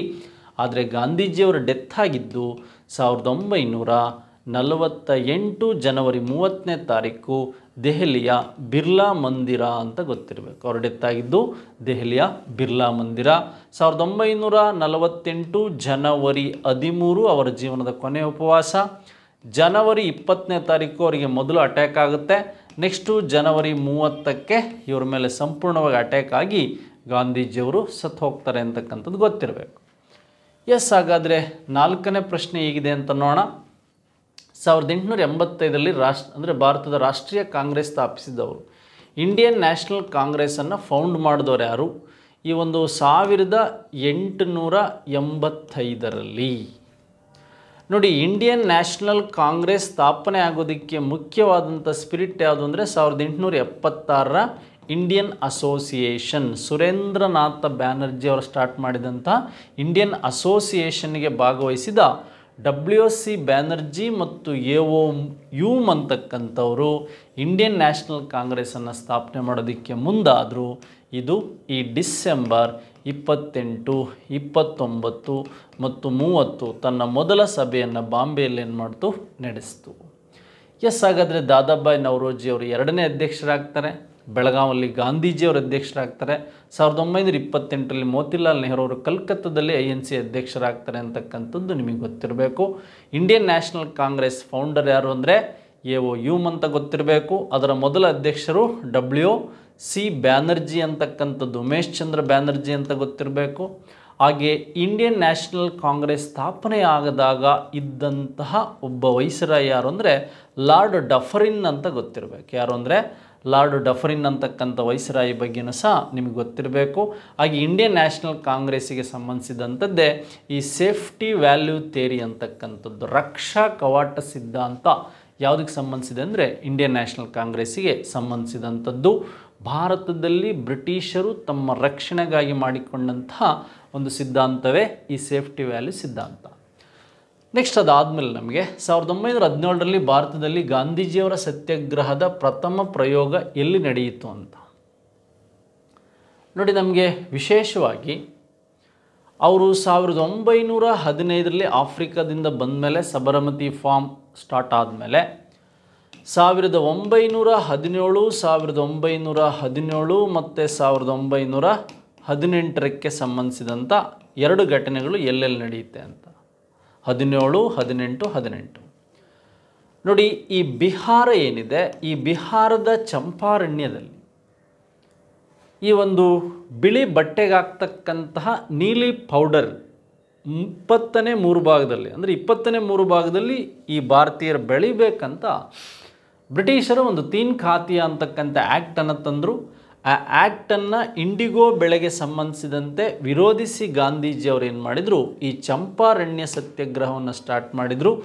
ಗಾಂಧೀಜಿಯವರ ಭಾರತದ ಮೊದಲ ಸತ್ಯಾಗ್ರಹ ಆದಂಥ ಒಂದು ಚಳುವಳಿ ಯಾವುದು ಅಂದರೆ ಈ ಒಂದು ಚಂಪಾರಣ್ಯ ಬಿಹಾರದಲ್ಲಿದೆ, ಇಂಡಿಗೋ ಬೆಳೆಗೆ ಸಂಬಂಧಿಸಿದಂಥದ್ದು. ಸಬರಮತಿಯಲ್ಲಿ ಅವರು 1915ರಲ್ಲಿ ಸಬರಮತಿ ಫಾರ್ಮ್ ಸ್ಟಾರ್ಟ್ ಮಾಡಿದ್ದು. ಹಾಗೆ ಅಹಮದಾಬಾದ್ ಕಾಟನ್ ಮಿಲ್ ಸ್ಟ್ರೈಕ್ ಆಗಿದ್ದು 1918ರಲ್ಲಿ. ಕಾರ್ಮಿಕರಿಗೆ ಕೊಡ್ತಕ್ಕಂಥ ತುಟ್ಟಿ ಬತ್ತಿಯನ್ನು ನಿಲ್ಲಿಸಿದ್ದರಿಂದ, ಪೆನ್ಷನ್ ಅಮೌಂಟ್ ತುಟ್ಟಿ ಬತ್ತಿಯನ್ನು, ಈ ಒಂದು ಘಟನೆ ನಡೀತು. ಹಾಗೆ ಬಾರ್ದೋಲಿ ಸತ್ಯಾಗ್ರಹ, ಅಲ್ಲಿನ ರೈತರು ಬರಗಾಲ ಕ್ಷಾಮ ಬಂದಿದ್ದರಿಂದ ಬ್ರಿಟಿಷರು ಕಂದಾಯವನ್ನು ಹೆಚ್ಚು ಮಾಡಿದ್ದರಿಂದ ಏನಾಯಿತು ಅಂದರೆ ಅದನ್ನು ಕೊಡೋದಕ್ಕೆ ನಿರಾಕರಿಸಿ ಗಾಂಧೀಜಿ ಮತ್ತು ಸರ್ದಾರ್ ವಲ್ಲಭಾಯ್ ಪಟೇಲ್ ಈ ಪ್ರಾಬ್ಲಮನ್ನು ಸಾಲ್ವ್ ಮಾಡ್ತಾರೆ. ಅದೇ ಬಾರ್ದೋಲಿ ಸತ್ಯಾಗ್ರಹ. ಕೆಲವು ಬುಕ್ಸಲ್ಲಿ 28, 29 ಇರುತ್ತೆ. ಹಾಗಾದರೆ ಕರ್ನಾಟಕದ ಬಾರ್ದೋಲಿ ಅಂಕೋಲಾ. ಹಾಗಾದರೆ ಗಾಂಧೀಜಿಯವರ ಮೊದಲ ಸತ್ಯಾಗ್ರಹ ಇದು. ಗಾಂಧೀಜಿಯವರ ಮೊದಲ ಉಪವಾಸ ಸತ್ಯಾಗ್ರಹ ಅಹಮದಾಬಾದ್. ಗಾಂಧೀಜಿಯವರು ಇದೇ ಥರ ಈ ಗುಜರಾತಿನ ಖೇಡಾದಲ್ಲಿ 1918ರಲ್ಲಿ ಖೇಡಾ ರೈತರ ಸತ್ಯಾಗ್ರಹ ನಡೆಯುತ್ತೆ. ಅಲ್ಲಿ ಸರ್ದಾರ್ ವಲ್ಲಭಾಯ್ ಪಟೇಲ್ ಭೇಟಿ ಆಗ್ತಾರೆ. ಹಾಗಾದರೆ ಮುಂದಿನ ಪ್ರಶ್ನೆ ನೋಡೋಣ. ಮುಸ್ಲಿಂ ಲೀಗ್ ಪ್ರಥಮ ಬಾರಿಗೆ ಪ್ರತ್ಯೇಕ ಪಾಕಿಸ್ತಾನದ ಬೇಡಿಕೆಯನ್ನು ಮುಂದಿಟ್ಟ ವರ್ಷ ಯಾವುದು? ನೋಡಿ, ಪ್ರಥಮ ಬಾರಿಗೆ ಪ್ರತ್ಯೇಕ ಪಾಕಿಸ್ತಾನದ ಒಂದು ವಿಶೇಷವಾದಂಥ ಬೇಡಿಕೆಯನ್ನು ಮುಂದಿಟ್ಟ ವರ್ಷ ಇಲ್ಲಿ 39 ಇದೆ, 40 ಇದೆ, 41 ಇದೆ, 42 ಇದೆ. ಯಾಕೆಂದರೆ ಮೊಹಮ್ಮದ್ ಅಲಿ ಜಿನ್ನಾ ಅವರು ಮುಸ್ಲಿಂ ಲೀಗ್ ಅಧಿವೇಶನದಲ್ಲಿ ಪಾಕಿಸ್ತಾನ ಟರಾವೋ ಅಂತಕ್ಕಂಥ ಘೋಷಣೆ ಹೊರಡಿದ್ದು ಇವಾಗ. ದ್ವಿರಾಷ್ಟ್ರ ಸಿದ್ಧಾಂತದ ಪಿತಾಮಹ ಯಾರು ಅಂದರೆ ಇಕ್ಬಲ್ ಅವರು 1906ರಲ್ಲಿ ಏನು ಮುಸ್ಲಿಂ ಲೀಗ್ ಸ್ಥಾಪನೆ ಆಯಿತು ಢಾಕಾದಲ್ಲಿ, ಅಲ್ಲಿಂದಲೂ ಸಹ ಇದರ ಹೋರಾಟಗಳು ನಡೀತು. ಅದು ಪಾಕಿಸ್ತಾನ ಟರಾವಾಗಿದ್ದು 1940ರಲ್ಲಿ ಆಗಿದ್ದರಿಂದ ಈ ಮುಸ್ಲಿಂ ಲೀಗ್ ಅಂತಕ್ಕಂಥದ್ದು ಈ ಒಂದು ಕ್ವಿಟ್ ಇಂಡಿಯಾ ಚಳವಳಿಗೆ ಭಾಗವಹಿಸಲಿಲ್ಲ. ಹಾಗೆ 1940ರಲ್ಲಿ ಈ ಒಂದು ಆಗಸ್ಟ್ ಆಫರ್ ಬಂತು, ಗಾಂಧೀಜಿಯವರ ವೈಯಕ್ತಿಕ ಚಳವಳಿ ಬಂತು. ಹಾಗೆ 1940ರ ಈ ಪಾಕಿಸ್ತಾನ ಟರಾವೋ ಘೋಷಣೆ ಸಹ ಆಯಿತು. ನೋಡಿ, ಇವೆಲ್ಲ ಘಟನೆಗಳ ಬಗ್ಗೆಯೂ ನಮಗೆ ಐಡಿಯಾ ಇರಬೇಕು ಮತ್ತು ಪ್ರಶ್ನೆಗಳನ್ನು ಕೇಳಬಹುದಾದಂಥ ವಿಷಯಗಳು ನಮಗೆ ಗೊತ್ತಾಯಿತು. ಎಸ್, ಹಾಗಾದರೆ ಈ ಮುಸ್ಲಿಂ ಲೀಗ್ ಪ್ರಥಮ ಬಾರಿಗೆ ಪ್ರತ್ಯೇಕ ಪಾಕಿಸ್ತಾನ ಬೇಡಿಕೆ 1940 ಅನ್ನೋದು ಗೊತ್ತಾಯಿತು. ಎಸ್, ಇದಾದಮೇಲೆ ನಮಗೆ ಮುಂದಿನ ಪ್ರಶ್ನೆ ಏನು ಕೇಳ್ಬೋದು? ಓಮ್ ರೂಲ್ ಲೀಗ್ನ ಸ್ಥಾಪಕರು ಬಾಲ ಗಂಗಾಧರ ತಿಲಕ್, ಅನಬಿಸೆಂಟ್ ಮತ್ತು ಮಹಾತ್ಮ ಗಾಂಧೀಜಿ, ಜವಾಹರ್ಲಾಲ್ ನೆಹರು ಅಂತ. ನೋಡಿ, ಇಲ್ಲಿ ಪ್ರಶ್ನೆ ಕನ್ಫ್ಯೂಸ್ ಆಗ್ಬೋದು. ಇವೆರಡೂ ಅಲ್ಲ ಅಂತ ಗೊತ್ತಿದ್ರು ಇದರಲ್ಲಿ ಯಾವ್ದು ಫಸ್ಟ್ ಹಾಕಬೇಕಂತ ನೋಡಿ. ಒಂದು ತಿಳ್ಕೊಳ್ಳಿ, 1916 ಈ ಪೂನಾದಲ್ಲಿ ಒಂದು ಏಪ್ರಿಲ್ 23ನೇ ತಾರೀಕು ಓಮ್ ರೂಲ್ ಲೀಗನ್ನು ಫಸ್ಟ್ ಸ್ಟಾರ್ಟ್ ಮಾಡಿದ್ದೆ ಈ ಬಾಲಗಂಗಾಧರ ತಿಲಕ್. ನೆಕ್ಸ್ಟು 1916ರಲ್ಲಿ ತಮಿಳುನಾಡಿನ ಅಡಿಯರ್ನಲ್ಲಿ ಸ್ಟಾರ್ಟ್ ಮಾಡಿದವರು ಯಾರು ಅಂದರೆ ಅನಬಿಸೆಂಟ್ ಅವರು, ಸೆಪ್ಟೆಂಬರ್ 1ನೇ ತಾರೀಕು. ನೆಕ್ಸ್ಟ್ ಹಾಗೆ 1916ರಲ್ಲಿ USA ಅಮೇರಿಕದಲ್ಲಿ ಓಮ್ ರೂಲ್ ಲೀಗನ್ನು ಸ್ಟಾರ್ಟ್ ಮಾಡಿದವರು ಯಾರು ಅಂದರೆ ಲಾಲಾ ಲಜಪತ್ ರಾಯ್ ಅವರು. ಯಾರು ಅಂದರೆ ಲಾಲಾ ಲಜಪತ್ ರಾಯ್ ಅವರು ಸ್ಟಾರ್ಟ್ ಮಾಡಿದರು. ನೆಕ್ಸ್ಟ್ ಹಾಗಾದರೆ 1916 ಧಾರವಾಡದಲ್ಲಿ ಓಮ್ ರೂಲ್ ಲೀಗನ್ನು ಸ್ಟಾರ್ಟ್ ಮಾಡಿದವರು ಯಾರು ಅಂದರೆ ಈ ಗಂಗಾಧರ್ ರಾವ್ ದೇಶಪಾಂಡೆ ಅಂತ ಗೊತ್ತಿರೋದು, ಗಂಗಾಧರ್ ರಾವ್ ದೇಶಪಾಂಡೆ. ಎಸ್, ಹಾಗಾದರೆ ಈ ಒಂದು ಪ್ರಶ್ನೆಗೆ ಫಸ್ಟ್ ಒಂದು ಸರಿಯಾದ ಉತ್ತರ ಮೊದಲು ಅಥವಾ ಯಾರು ಸ್ಥಾಪನೆ ಮಾಡಿದ್ರು ಅಂತ. ಅನಬಿಸೆಂಟ್ ಆಪ್ಷನ್ಸ್ ಇರೋದ್ರಿಂದ ಕನ್ಫ್ಯೂಸ್ ಆಗ್ಬೋದು. ನೀವು ತಿಲಕ್ ಅವರನ್ನೇ ಫಸ್ಟ್ ಹಾಕಬೇಕು. ಏಪ್ರಿಲ್ 23 ತಿಲಕ್, ಸೆಪ್ಟೆಂಬರಿಗೆ ಅನಬಿಸೆಂಟ್ರವರು. ನೆಕ್ಸ್ಟು ಈ ಒಂದು ಅಮೇರಿಕದಲ್ಲಿ ಲಾಲಾ ಲಜಪತ್ ರಾಯ್, ಕರ್ನಾಟಕದಲ್ಲಿ ಗಂಗಾಧರ್ ರಾವ್ ದೇಶಪಾಂಡೆ ಅಂತ ಗೊತ್ತಿರಬೇಕು. ಎಸ್, ಈಗ ನಮಗೆ ಈ ಪ್ರಶ್ನೆಗೆ ಉತ್ತರ ಗೊತ್ತಾಯಿತು ಸ್ನೇಹಿತರೆ. ಮುಂದಿನ ಪ್ರಶ್ನೆ, ಇದು PSI ಎಕ್ಸಾಮಲ್ಲಿ ಬಂದಿರತಕ್ಕಂಥ ಪ್ರಶ್ನೆಗಳಿವು. ಭಾರತದ ರಾಷ್ಟ್ರೀಯ ಕಾಂಗ್ರೆಸ್ ಪೂರ್ಣ ಸ್ವರಾಜ್ಯ ನಿರ್ಣಯವನ್ನು ಎಲ್ಲಿ ಕೈಗೊಂಡಿತು? ನೋಡಿ, 1929 ಈ ಡಿಸೆಂಬರ್ 31ನೇ ತಾರೀಕು ಅಂತ ಕರಿತೀವಿ. 31ನೇ ತಾರೀಕು ಏನಾಗುತ್ತೆ, ಈ ಲಾಹೋರ್ನ ರಾವಿ ನದಿಯ ದಡೆಯ ಮೇಲೆ ಒಂದು ತ್ರಿವರ್ಣ ಧ್ವಜವನ್ನು ಹಾರಿಸಿ ಈ ನೆಹರು ಅವರು ಏನು ಮಾಡ್ತಾರೆ, ಪೂರ್ಣ ಸ್ವರಾಜ್ಯವನ್ನು ಘೋಷಣೆ ಮಾಡ್ತಾರೆ. ಬಟ್ ಇವರು ಪೂರ್ಣ ಸ್ವರಾಜ್ಯವನ್ನು ಘೋಷಣೆ ಮಾಡಿದಾಗ ಮಾಧ್ಯಮಗಳ ಕೊರತೆ ಇದ್ದುದರಿಂದ ಇದನ್ನೇನಂತ ಆಗುತ್ತೆ, 1930 ಜನವರಿ 26ಕ್ಕೆ ಈ ದಿನವನ್ನು ಮುಂದೂಡಿ ಪೂರ್ಣ ಸ್ವರಾಜ್ಯ ದಿವಸ್ ಅಂತ ಏನು ಮಾಡ್ತೀವಿ, ಇದನ್ನು ಘೋಷಣೆ ಮಾಡ್ತೀವಿ. ಈ ಪೂರ್ಣ ಸ್ವರಾಜ್ಯ ದಿವಸ್ ನೆನಪಿಗಾಗಿಯೇ 50 ಜನವರಿ 26ಕ್ಕೆ ಇಂಡಿಯನ್ ಕಾನ್ಸ್ಟಿಟ್ಯೂಷನ್ ಇಂಪ್ರೂವ್ಮೆಂಟ್ ಆಗುತ್ತೆ. ಇದು ನಡೆದಂಥ ಸ್ಥಳ ಯಾವುದು ಅಂತ ಕೇಳಿದರೆ ಲಾಹೋರ್ ಅಂತ ಗೊತ್ತಿರಬೇಕು. ಇಂಡಿಯನ್ ನ್ಯಾಷನಲ್ ಕಾಂಗ್ರೆಸ್ ಒಟ್ಟಾರೆಯಾಗಿ ಇಂಡಿಯನ್ ನ್ಯಾಷನಲ್ ಕಾಂಗ್ರೆಸ್ಸಿನ ಅತಿ ಹೆಚ್ಚು ಬಾರಿ ಅಧ್ಯಕ್ಷತೆ ವಹಿಸಿದ್ದು ನೆಹರು, 5 ಟೈಮ್ಸ್. ಅದು ಇಂಡಿಯನ್ ನ್ಯಾಷನಲ್ ಕಾಂಗ್ರೆಸ್ ಬಗ್ಗೆ ಗೊತ್ತಿರಬೇಕು. ಲಕ್ನೋ, ದೆಹಲಿ ಮತ್ತು ಮುಂಬೈ ಬಗ್ಗೆ ಗೊತ್ತಿದೆ. ಲಕ್ನೋದಲ್ಲಿ ಲಕ್ನೋ ಅಗ್ರಿಮೆಂಟ್ ಆಗುತ್ತೆ. ದೆಹಲಿಯಲ್ಲಿ ಅತ್ಯಂತ ಕಿರಿಯ ವ್ಯಕ್ತಿ ಭಾಗವಹಿಸಿದ್ದು ಅಧ್ಯಕ್ಷತೆಯಲ್ಲಿ. ಮುಂಬೈನಲ್ಲಿ ಫಸ್ಟ್ ಸಮ್ಮಿಟ್ ನಡೆದಿದ್ದು ಇಂಡಿಯನ್ ನ್ಯಾಷನಲ್ ಕಾಂಗ್ರೆಸ್ ಬಗ್ಗೆ ಗೊತ್ತಿರಬೇಕು. ಎಸ್, ಇಷ್ಟು ಅಂಶಗಳ ಆದಮೇಲೆ ನಮಗೆ ಮುಂದಿನ ಪ್ರಶ್ನೆ, ಗಾಂಧೀಜಿಯವರ ದಂಡಿ ಸತ್ಯಾಗ್ರಹವು ಯಾವುದಕ್ಕೆ ಸಂಬಂಧಿಸಿದೆ? ಕ್ವಿಟ್ ಇಂಡಿಯಾ ಚಳವಳಿ, ಉಪ್ಪಿನ ಸತ್ಯಾಗ್ರಹ, ಕಮ್ಯುನಿಯಲ್ ಅವಾರ್ಡ್ ಮತ್ತು ಯಾವುದೂ ಅಲ್ಲ. ನೋಡಿ, ಕ್ವಿಟ್ ಇಂಡಿಯಾ ಚಳವಳಿ ಗೊತ್ತಿದೆ. ಕ್ವಿಟ್ ಇಂಡಿಯಾ ಮೂಮೆಂಟ್ ಆಗಿದ್ದು 1942, ಇದು ಆಗಸ್ಟ್ 8ನೇ ತಾರೀಕು. ನೋಡಿ, ಕ್ವಿಟ್ ಇಂಡಿಯಾ ಅಂದರೆ ಡೂ ಆರ್ ಡೈ ಅಂತ ಗಾಂಧೀಜಿಯವರು ಹೇಳ್ತಾರೆ. ಗಾಂಧೀಜಿಯವರು ಡೂ ಆರ್ ಡೈ ಅಂತ ಹೇಳಿಬಿಟ್ಟು ಏನು ಮಾಡ್ತಾರೆ, ಮಾಡು ಇಲ್ಲವೇ ಮಡಿ, ಭಾರತದಿಂದ ಬ್ರಿಟಿಷರನ್ನು ತೊಲಗಿಸಿ ಪೂರ್ಣ ಸ್ವರಾಜ್ಯ ಸ್ವತಂತ್ರವನ್ನು ಪಡಿಬೇಕು. ಹಾಗಾದರೆ ನಮಗೆ ಸಾಲ್ಟ್ ಸತ್ಯಾಗ್ರಹ ಅಥವಾ ದಂಡಿ ಸತ್ಯಾಗ್ರಹ ಅಥವಾ ಸಿವಿಲ್ ಡಿಸೊಬಿಡಿಯನ್ಸ್ ಮೂಮೆಂಟ್ ಅಂದರೆ ಈ ಉಪ್ಪಿನ ಸತ್ಯಾಗ್ರಹ. ನೋಡಿ, ರೈತರು ಬಳಸ್ತಕ್ಕಂಥ ಉಪ್ಪಿನ ಸುಂಕವನ್ನು ಹೆಚ್ಚು ಮಾಡಿದ್ದರಿಂದ ಗಾಂಧೀಜಿಯವರು ಏನು ಮಾಡ್ತಾರೆ, ಇರ್ವಿನ್ ಅವರಿಗೆಲ್ಲ ಲೆಟ್ರ್ ಬರೀತಾರೆ, ರೆಸ್ಪಾನ್ಸ್ ಆಗಲ್ಲ. ಆಗ ಏನಾಗುತ್ತೆ ಅಂದರೆ ಈ ದಂಡಿ ಉಪ್ಪಿನ ಸತ್ಯಾಗ್ರಹ ಸಬರಮತಿ ಆಶ್ರಮದಿಂದ 78 ಜನ ಅನುಯಾಯಿಗಳೊಂದಿಗೆ 1930 ಮಾರ್ಚ್ 12ನೇ ತಾರೀಕು ಸ್ಟಾರ್ಟ್ ಆಗುತ್ತೆ. 1930 ಏಪ್ರಿಲ್ 6ನೇ ತಾರೀಕು ಟೋಟಲ್ 24 ದಿನಗಳ ಸಂಚಾರದೊಂದಿಗೆ ಇವರು ದಂಡಿಯನ್ನು ತಲುಪ್ತಾರೆ. ದಂಡಿಯನ್ನು ಸಬರಮತಿ ಆಶ್ರಮದಿಂದ ತಲುಪಿ ದಂಡಿಯಲ್ಲಿ ಉಪ್ಪನ್ನು ಕೈಗೆತ್ತಿಕೊಳ್ಳುವುದರ ಮೂಲಕ ದಂಡಿ ಉಪ್ಪಿನ ಸತ್ಯಾಗ್ರಹವನ್ನು ಇವರು ಸ್ಟಾರ್ಟ್ ಮಾಡ್ತಾರೆ. ಎಸ್, ಹಾಗಾದರೆ ಕಮ್ಯುನಿಯಲ್ ಅವಾರ್ಡ್ ಅಂದರೆ ನಾವು ಕನ್ನಡದಲ್ಲಿ ಮತೀಯ ತೀರ್ಪು ಅಂತ ಕರಿತೀವಿ. 1932ನಲ್ಲಿ ಈ ಎರಡನೇ ದುಂಡು ಮೇಜಿನ ಸಮ್ಮೇಳನದ ಅಧ್ಯಕ್ಷನಾದಂತಹ ಬ್ರಿಟನ್ ಪ್ರಧಾನಿ ರಾಮ್ಸೆ ಮ್ಯಾಕ್ಡೊನಾಲ್ಡ್ ಈ ಒಂದು ಘೋಷಣೆಯನ್ನು ಹೊರಡಿಸ್ತಾನೆ. ಇದು 1932ನಲ್ಲಿ ಆದಂಥ ಘಟನೆ. ಹಾಗಾದರೆ ದಂಡಿ ಸತ್ಯಾಗ್ರಹ, ಉಪ್ಪಿನ ಸತ್ಯಾಗ್ರಹ, ಕರ್ನಾಟಕದಲ್ಲಿ ಅಂಕೋಲ ಉಪ್ಪಿನ ಸತ್ಯಾಗ್ರಹದ ಬಗ್ಗೆ ನೀವು ಓದಿರ್ತೀರ, ಅಥವಾ ಸಾಣಿಕಟ್ಟೆ ಉಪ್ಪಿನ ಸತ್ಯಾಗ್ರಹ MP ನಾಡಕರ್ಣಿ ಬಗ್ಗೆ ಓದಿರ್ತೀರ. ಪೂನಾ ಒಪ್ಪಂದವು ಯಾರ ನಡುವೆ ನಡೆಯಿತು, ಮೀಡಿಯೇಟರ್ ಯಾರಿದ್ರು, ಏನೇನೋ ವಿಷಯಗಳು ಕೇಳ್ಬೋದು. ನೋಡಿ, ನಿಮಗೆ ಮಹಾರಾಷ್ಟ್ರದ ಪೂನಾ ಫ್ಯಾಕ್ಟ್ ಆಗೋದಕ್ಕೆ ಒಂದು ಕಾರಣ ಏನು ಅಂದರೆ 1932ರ ಒಂದು ಕಮ್ಯುನಿಯಲ್ ಡಿಸಿಷನ್, ಮತೀಯ ತೀರ್ಪು.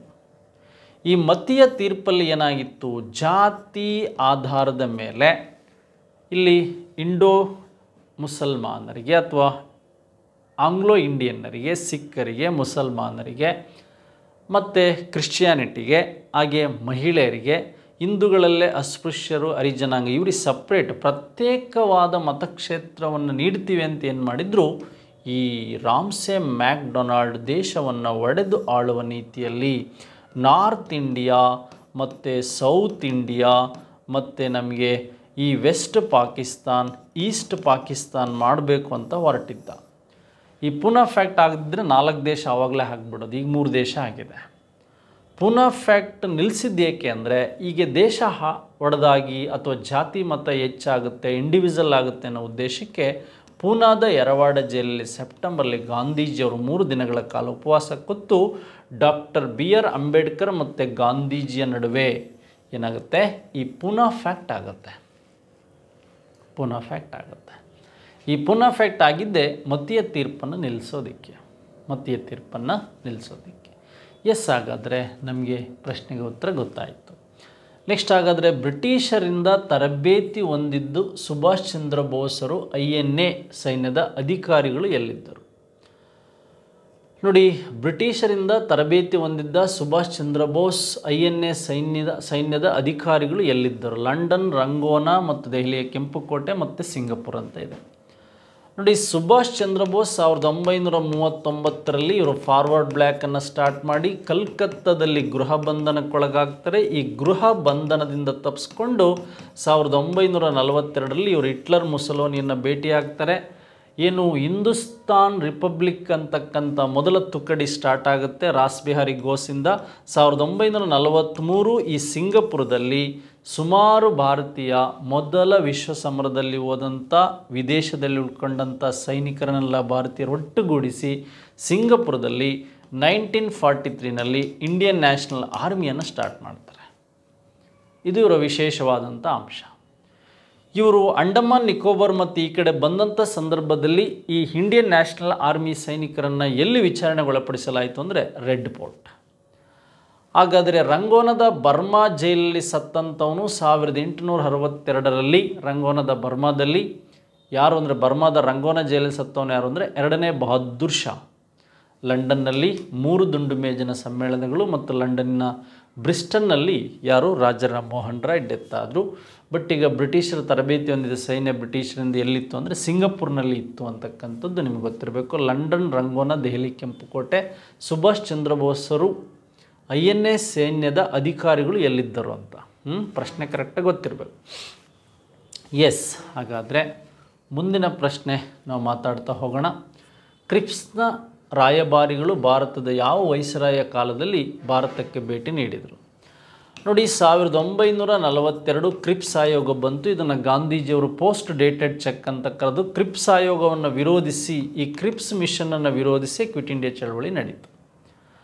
ಹಾಗಾದರೆ ನಮಗೆ ವಿಶೇಷವಾಗಿ ನೆನಪಿರಬೇಕಾಗುತ್ತೆ ಲಿನ್ಲಿತ್ ಗೋ ಅಂತಕ್ಕಂಥವನೇನಿದ್ದಾನೆ, ಈ 1900 ಆಗಸ್ಟ್ ಆಫರ್ಲಿ ಒಂದೇ ಪ್ರಮುಖ ಪಾತ್ರ. 1941 ಇರ್ಬೋದು, 1942 ಇರ್ಬೋದು, ಹಾಗೆ 1944ರವರೆಗೆ ಈ ಲಿನ್ಲಿತ್ ಗೋನೇ ಇರ್ತಾನೆ. 44 ಆದಮೇಲೆ ವೆವೆಲ್ ಬರ್ತಾನೆ, ವೆವೆಲ್ ಆದಮೇಲೆ ಲಾರ್ಡ್ ಮೌಂಟ್ ಬ್ಯಾಟನ್ ಬರ್ತಾನೆ.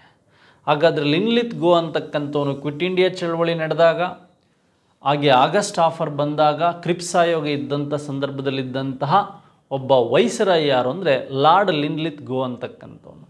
ಲಾರ್ಡ್ ವೆಲ್ಲಿಂಗ್ಟನ್ ಇದ್ದಿದ್ದು ಸೆಕೆಂಡ್ ರೌಂಡ್ ಟೇಬಲ್ ಕಾನ್ಫರೆನ್ಸಲ್ಲಿ, ಫಸ್ಟ್ ರೌಂಡ್ ಟೇಬಲ್ ಕಾನ್ಫರೆನ್ಸಲ್ಲಿ ಇದ್ದಂಥವನು ಇರ್ವಿನ್ ಅಂತ ಗೊತ್ತಿರಬೇಕು.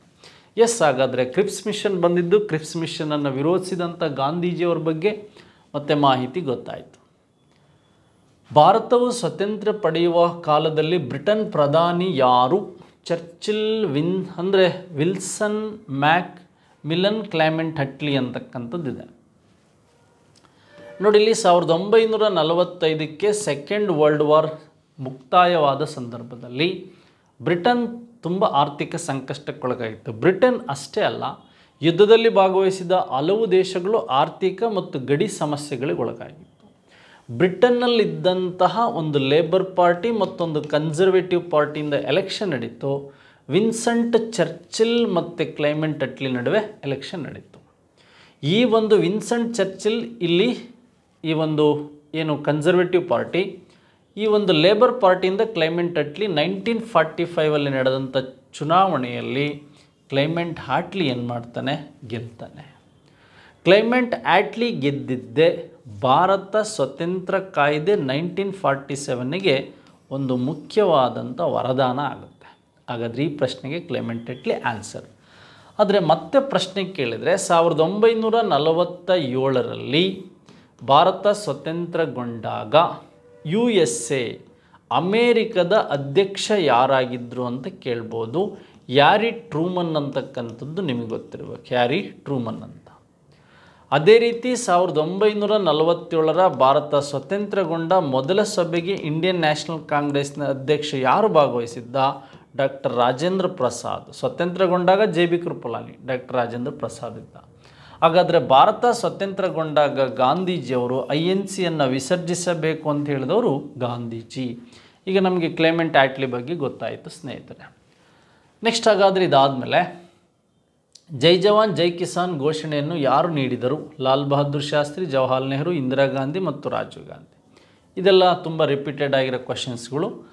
Lal Bahadur Shastri peace man of India ಅಂತ ಏನು ಕರಿತೀವಿ, ಭಾರತದ ಶಾಂತಿ ಮನುಷ್ಯ. ಈ ಲಾಲ್ ಬಹದ್ದೂರ್ ಶಾಸ್ತ್ರಿ ಅವರೊಂದು ಘೋಷಣೆ ಜೈ ಜವಾನ್ ಮತ್ತು ಜೈ ಕಿಸಾನ್ ಅಂತ ಕರಿತೀವಿ. ನೆಕ್ಸ್ಟ್, ಹಾಗಾದರೆ ಇದಾದಮೇಲೆ ಮುಂದಿನ ಪ್ರಶ್ನೆ ಏನು ಕೇಳ್ಬೋದು ಅಂದರೆ, ಪ್ರಪಂಚದ ಮೊದಲ ವಿಶ್ವವಿದ್ಯಾಲಯ ಎಂದು ಹೇಳಲಾಗಿರುವ ತಕ್ಷಶಿಲಾ ಈಗ ಎಲ್ಲಿದೆ ಅಂತ ನೋಡಿ. ನಮಗೆ ಮಧ್ಯಪ್ರದೇಶ ಇದೆ, ಪಂಜಾಬ್ ಇದೆ ಅಂತಕ್ಕಂಥದ್ದು ಗೊತ್ತಿರಬೇಕು. ತಕ್ಷಶಿಲಾ ನಮಗೆ ಪೇಶಾವರ, ತಕ್ಷಶಿಲಾ, ಗಾಂಧಾರ ಇವೆಲ್ಲಿ ಬರ್ತವೆ. ಗಾಂಧಾರ ಕಲೆಗೆ ವಿಶೇಷವಾದಂಥದ್ದು ಪಾರ್ಟ್ ಆಫ್ ಪಾಕಿಸ್ತಾನ್ ಆ್ಯಂಡ್ ಅಫ್ಘಾನಿಸ್ತಾನದಲ್ಲಿ ಬರುತ್ತೆ. ಈಗ ಈ ತಕ್ಷಶಿಲಾ ಪಾಕಿಸ್ತಾನದಲ್ಲಿ ಬರುತ್ತೆ. ಪೇಶಾವರ, ತಕ್ಷಶಿಲಾ, ಗಾಂಧಾರಕ್ಕೆ ಪ್ರಮುಖ ಕೇಂದ್ರಗಳು ತಕ್ಷಶಿಲಾ ಇರ್ಬೋದು, ಪೇಶಾವರ ಇರ್ಬೋದು, ಗಾಂಧಾರ ಇರ್ಬೋದು, ಮಥುರಾ ಇರ್ಬೋದು. ಇವೆಲ್ಲ ಪ್ರಮುಖವಾಗಿ ನೋಡ್ತಾ ಹೋಗಬೇಕು. ಈ ತಕ್ಷಶಿಲಾ ವಿವಿ ಅಂತಕ್ಕಂಥದ್ದೇನಿದೆ ಇದು ಪಾಕಿಸ್ತಾನದಲ್ಲಿದೆ. ಈ ಕೌಟಿಲ್ಯ ಅಂತಕ್ಕಂಥವನೇನಿದ್ದಾನೆ ಕಾಶ್ಮೀರದ ಚಣಕ. ಕೌಟಿಲ್ಯ, ದ್ರಾವಿಡಾಚಾರ್ಯ, ವಾತ್ಸಾಯನ, ವಿಷ್ಣುಗುಪ್ತ ಮತ್ತು ಚಾಣಕ್ಯ ಅನ್ನೋ ಹೆಸರು ಪಡೆದಂಥ ಕೌಟಿಲ್ಯ ಈ ತಕ್ಷಶಿಲಾ ಯೂನಿವರ್ಸಿಟಿ ಒಬ್ಬ ಸ್ಟೂಡೆಂಟ್. ನೆಕ್ಸ್ಟ್, ಹಾಗಾದರೆ ಬಿಹಾರದಲ್ಲಿ ನಮಗೆ ನಳಂದ ವಿವಿ ಇದೆ. ಇದು 5ನೇ ಶತಮಾನದಲ್ಲಿ ಕುಮಾರಗುಪ್ತನೊಬ್ಬ ಸೇವಕ ಅಥವಾ ಕುಮಾರಗುಪ್ತನೊಬ್ಬ ಅಧಿಕಾರಿಯಾದಂಥ ಸಕಾರಾದಿತ್ಯನಿಂದ ಸ್ಟಾರ್ಟ್ ಆಯಿತು 5ನೇ ಶತಮಾನದಲ್ಲಿ. ಈ ನಳಂದ ವಿವಿಯನ್ನು ಡೆವಲಪ್ ಮಾಡಿದವನು ಯಾರು ಅಂದರೆ ಹರ್ಷವರ್ಧನ ಅಂತ ಗೊತ್ತಿರಬೇಕು. ಈ ನಳಂದ ಯೂನಿವರ್ಸಿಟಿಯ ಸ್ಟೂಡೆಂಟ್ ಯಾರು ಅಂದರೆ ಉಯಿನೆತ್ಸಾಂಗ್ ಮತ್ತು ಈತ್ ಸಿಂಗ್ ಅಂತಕ್ಕಂಥವ್ರು ನಳಂದ ಯೂನಿವರ್ಸಿಟಿಯ ಸ್ಟೂಡೆಂಟು. ಈ ನಳಂದ ಯೂನಿವರ್ಸಿಟಿಯ ಟೀಚರ್ ಆದಂತಹ ಈ ಒಂದು ಧರ್ಮಪಾಲ ಅಂತಕ್ಕಂಥವ್ರು ಏನಿದ್ದಾರೆ ಇವರು ಈ ವಿಕ್ರಮಶಿಲಾವನ್ನು ಸ್ಟಾರ್ಟ್ ಮಾಡಿದರು ಅಂತ ಗೊತ್ತಿರಬೇಕು. ವಿಕ್ರಮಶಿಲಾವನ್ನು ಸ್ಟಾರ್ಟ್ ಮಾಡಿದರು ಅಂತ ಹೇಳ್ತಾರೆ. ಅಥವಾ ಇವರು 8ನೇ ಶತಮಾನದಲ್ಲಿ ಸ್ಟಾರ್ಟ್ ಮಾಡಿದರು ಅಂತ. ಎಷ್ಟನೇ ಶತಮಾನದಲ್ಲಿ? 8ನೇ ಶತಮಾನದಲ್ಲಿ ಸ್ಟಾರ್ಟ್ ಮಾಡಿದರು. ಇದು 5ನೇ ಶತಮಾನದಲ್ಲಿ ಸ್ಟಾರ್ಟ್ ಆಯಿತು. ಹಾಗೆ ಈಗ ನಮಗೆ ವಿಶೇಷವಾಗಿ ಪ್ರಪಂಚದ ಮೊದಲ ವಿಶ್ವವಿದ್ಯಾನಿಲಯ ಈ ತಕ್ಷಶಿಲದ ಬಗ್ಗೆ ಗೊತ್ತಾಯಿತು, ಪಾಕಿಸ್ತಾನದಲ್ಲಿದೆ. ಹಾಗಾದರೆ 2ನೇ ಪುಲಿಕೇಶಿಯು ಯಾವಾಗ ರಾಜ್ಯವನ್ನು ಆಳುತ್ತಿದ್ದ ಅಂದರೆ ನಿಮಗೆ ಈ ಒಂದು ಇಮ್ಮಡಿ ಪುಲಿಕೇಶಿ ಅಂತ ನೆನಪಿರಬೇಕು. ಇಮ್ಮಡಿ ಪುಲಿಕೇಶಿ ಬಗ್ಗೆ ನೆನ್ಪಿಟ್ಕೊಳ್ಳೋದಕ್ಕೆ ಸುಮಾರು ಮಾಹಿತಿ ನಿಮಗೆ ಸಿಗುತ್ತೆ. ಬೆಸ್ಟ್ ಎಕ್ಸಾಂಪಲ್ ಅಂದರೆ 634ರ ಈ ಒಂದು ನರ್ಮದಾ ಕಾಳಗ ಅಂತ ಗೊತ್ತಿರಬೇಕು. ನರ್ಮದಾ ಕಾಳಗ ಹರ್ಷವರ್ಧನ ಮತ್ತು ಇಮ್ಮಡಿ ಪುಲಿಕೇಶಿ ನಡುವೆ ನಡೀತು. ಈ ಇದರಲ್ಲಿ ಉತ್ತರ ಪತೇಶ್ವರನನ್ನು ಸೋಲಿಸಿ ದಕ್ಷಿಣ ಪತೇಶ್ವರ ಅಂತ ಬಿರುದು ಪಡೆದ. 634 ಅಂದರೆ ಇದು 7ನೇ ಶತಮಾನ ಅಂತ ನೆನಪಿರಬೇಕು. ಇಲ್ಲಿ 7ನೇ ಶತಮಾನದಲ್ಲಿ ಇಮ್ಮಡಿ ಪುಲಿಕೇಶಿ ಇದ್ದ. 642ರಲ್ಲಿ ಇಮ್ಮಡಿ ಪುಲಿಕೇಶಿ ಡೆತ್ ಆಗಿದ್ದರ ಬಗ್ಗೆ ನಿಮಗೆ ಮಾಹಿತಿ ಇರಬೇಕು ಸ್ನೇಹಿತರೆ. ಎಸ್, ಹಾಗಾದರೆ ವಿಶೇಷವಾಗಿ ನಾವು ಇವನ ಬಗ್ಗೆ ಓದ್ಕೊಂಡ್ವಿ. 16ನೇ ಪ್ರಶ್ನೆಗೆ ಫಸ್ಟ್ ಆಪ್ಷನ್ ಸರಿಯಾದ ಉತ್ತರ ಸ್ನೇಹಿತರೆ. ನೆಕ್ಸ್ಟ್, 1767ರಿಂದ 69ರಲ್ಲಿ ನಡೆದ ಮೊದಲನೇ ಮೈಸೂರು ಯುದ್ಧದಲ್ಲಿ ಹೋರಾಡಿದವರು ಯಾರು? ಟಿಪ್ಪು ಸುಲ್ತಾನ್, ಕೃಷ್ಣರಾಜ ಒಡೆಯರ್ ಮತ್ತು ಯಾರೂ ಅಲ್ಲ. ರೈಟ್ ಆನ್ಸರ್ ಯಾವುದು ಅಂದರೆ ಹೈದರಾಲಿ. ನೋಡಿ, ಹೈದರಾಲಿ 1721ರಲ್ಲಿ ಕೋಲಾರದ ಬೂದಿಕೋಟೆಯಲ್ಲಿ ಜನಿಸ್ತಾನೆ. 1755ರಲ್ಲಿ ಐದಕಾರಿ ದಿಂಡಿಗಲ್ಲಿನ ಫೌಜ್ದಾರನಾಗ್ತಾನೆ.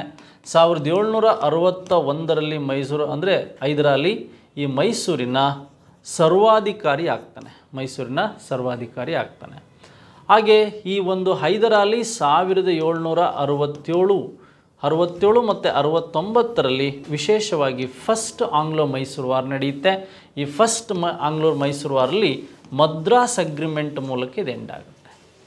ಹಾಗಾದರೆ 1779ರಲ್ಲಿ ಹೈದರಾಲಿ ಚಿತ್ರದುರ್ಗದ 5ನೇ ಪಾಳೆಗಾರನನ್ನು ಮದಕರಿ ನಾಯಕನನ್ನು ಸೋಲಿಸಿ ಚಿತ್ರದುರ್ಗವನ್ನು ಮೈಸೂರಿಗೆ ವಶಪಡಿಸ್ಕೊಳ್ತಾನೆ. 1782ರಲ್ಲಿ ಹೈದರಾಲಿ ಏನು ಮಾಡ್ತಾನೆ, ಈ ಆಂಧ್ರ ಪ್ರದೇಶದ ಚಿತ್ತೂರಿನ ಬಳಿ ಡೆತ್ ಆಗ್ತಾನೆ. ಲೈಕ್ ದಿಸ್ ಈ ಪ್ರಶ್ನೆಗೆ ರೈಟ್ ಆನ್ಸರ್ ಯಾವುದು ಅಂದರೆ ಹೈದರಾಲಿ. ನೋಡಿ, 1767ರಿಂದ 69ರವರೆಗೆ ನಡೆದಂಥ ಫಸ್ಟ್ ಆಂಗ್ಲೋ ಮೈಸೂರು ವಾರಲ್ಲಿ ಈ ಒಂದು ಅಂಶವನ್ನು ನಮಗೆ ಪ್ರಶ್ನೆಯಾಗಿ ಕೇಳಿದ್ದಾನೆ. ಇದು ನಿಮಗೆ ಗಮನದಲ್ಲಿ ಇರಬೇಕು ಸ್ನೇಹಿತರೆ. ನೆಕ್ಸ್ಟ್, ಹಾಗಾದರೆ ಮುಂದಿನ ಪ್ರಶ್ನೆ ಯಾವುದಿದೆ ಅಂದರೆ ಕ್ಲಿಯೋಪಾತ್ರ ಸಂಬಂಧಿಸಿರುವುದು ಗ್ರೀಸ್, ಇಂಗ್ಲೆಂಡ್, ರೋಮ್ ಮತ್ತು ಈಜಿಪ್ಟ್ ಅಂತ. ನೋಡಿ, ಇಲ್ಲಿ ಗ್ರೀಸ್ ಮತ್ತು ಇಂಗ್ಲೆಂಡ್ ಇವೆರಡೂ ಕನ್ಫ್ಯೂಸ್ ಆಗಲ್ಲ. ರೋಮ್ ಮತ್ತು ಈಜಿಪ್ಟ್ ಬಗ್ಗೆ ನಿಮಗೆ ಕನ್ಫ್ಯೂಸ್ ಆಗ್ಬೋದು. ಬಟ್ ಇದಕ್ಕೆ ರೈಟ್ ಆನ್ಸರ್ ಕ್ಲಿಯೋಪಾತ್ರ ಸಂಬಂಧಿಸಿರ್ತಕ್ಕಂಥದ್ದು ಯಾವ ಕಂಟ್ರಿ ಅಂತ ಕೇಳಿದ್ದಾರೆ, ಈಜಿಪ್ಟ್ ಅಂತ ಗೊತ್ತಿರಬೇಕು ಸ್ನೇಹಿತರೆ. ನೆಕ್ಸ್ಟ್, ಹಾಗಾದರೆ ಇದಾದಮೇಲೆ ಮುಂದಿನ ಪ್ರಶ್ನೆ ನೋಡೋಣ. ನೃಪತುಂಗನು ಕೆಳಗಿನ ಯಾವ ಕೃತಿಯನ್ನು ರಚಿಸಿದ್ದಾನೆ? ನೋಡಿ, ಅಮೋಘ ವರ್ಷ ನೃಪತುಂಗನಿಗೆ ಸಂಬಂಧಿಸಿದಂಥ ಕೃತಿಗಳನ್ನು ಇಲ್ಲಿ ಕೇಳ್ತಾ ಹೋಗಿದ್ದಾನೆ. ನೋಡಿ, ಅಮೋಘ ವರ್ಷ ನೃಪತುಂಗನ ಆಸ್ಥಾನದಲ್ಲಿದ್ದಂಥ ಶ್ರೀವಿಜಯ ಕವಿರಾಜ ಮಾರ್ಗವನ್ನು ರಚಿಸಿದ ಅಂತ ಹೇಳ್ತಾರೆ, ಅಥವಾ ಅಮೋಘ ವರ್ಷ ನೃಪತುಂಗ ಈತನ ಹೆಸರಲ್ಲಿ ಈಗ ಕರ್ನಾಟಕದಲ್ಲಿ ಒಂದು ಪ್ರಶಸ್ತಿಯನ್ನು ಸಹ ನೀಡ್ತಾ ಇದ್ದಾರೆ. ಹಾಗೆ ಇಲ್ಲಿ ಇನ್ನೂ ಆಪ್ಷನ್ಸು ವಡ್ರಾದನೆ ಇದೆ, ಭಾರತ ಇದೆ ಮತ್ತು ಯಾವುದೂ ಅಲ್ಲ ಅಂತಿದೆ. ಕವಿರಾಜ ಮಾರ್ಗ ಏನಿದೆ ಇದು ಗೊತ್ತಿದೆ, ಕನ್ನಡದ ಮೊದಲ ಉಪಲಬ್ಧ ಕೃತಿ ಅಂತಕ್ಕಂಥದ್ದು ನಿಮಗೆ ಗೊತ್ತಿರಬೇಕು. ಎಸ್, ವಾಸ್ಕೋಡಿ ಗಾಮ ಸಂಬಂಧಿಸಿರುವುದು ಇಟಲಿ, ನಾರ್ವೆ, ಫ್ರಾನ್ಸ್ ಮತ್ತು ಪೋರ್ಚುಗಲ್ ಅಂತಕ್ಕಂಥದ್ದು ಇದೆ. ರೈಟ್ ಆನ್ಸರ್ ಯಾವುದು ಅಂದರೆ ಪೋರ್ಚುಗಲ್. ನೋಡಿ, 1498 ಮೇ 17ನೇ ತಾರೀಕು ಈ ಕೇರಳದ ಕಲ್ಲಿಕೋಟೆಯ ಒಂದು ಕಾಪು ಕಾಡು ಅಂತಕ್ಕಂಥ ಪ್ಲೇಸಿಗೆ ಬಂದಂಥವನು ಯಾರು ಅಂದರೆ Vasco da Gama. The first sea route of India ಅಥವಾ ಜಲಮಾರ್ಗವನ್ನು ಕಂಡಿಡಿದಂಥ ವಾಸ್ಕೋಡಿ ಗಾಮ ಇಲ್ಲಿ ಕಾಪು ಕಾಡಿನಲ್ಲಿ ಜಾಮುರಿನ್ ಅಂತಕ್ಕಂಥವನು ಈತನನ್ನು ವೆಲ್ಕಮ್ ಮಾಡ್ತಾನೆ. ಆದರೆ 2-3ನೇ ಬಾರಿ ಬಂದಾಗ ಈ ಜಾಮುರಿನ್ ಅಂತಕ್ಕಂಥವನು ಅರಬ್ಬರ ಸಹಾಯದಿಂದ ವಾಸ್ಕೋಡಿ ಗಾಮನ ವಿರುದ್ಧ ಹೋರಾಡ್ತಾನೆ.